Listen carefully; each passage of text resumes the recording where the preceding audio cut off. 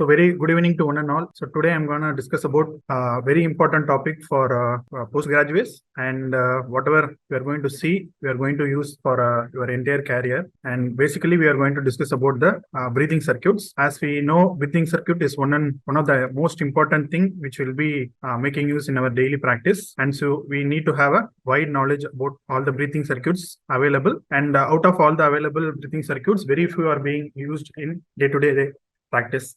So we are going to concentrate much on them. And without further ado, we'll get into the topic. So today I'm going to discuss about Mapleson's breathing circuits. So first of all, we have to know what is a breathing circuit. So by definition, breathing circuits are a component of different devices which are put together so that it makes an artificial environment or atmosphere through which the patient can breathe in and breathe out, and they will get the necessary gases and anesthetic agents which we are going to deliver.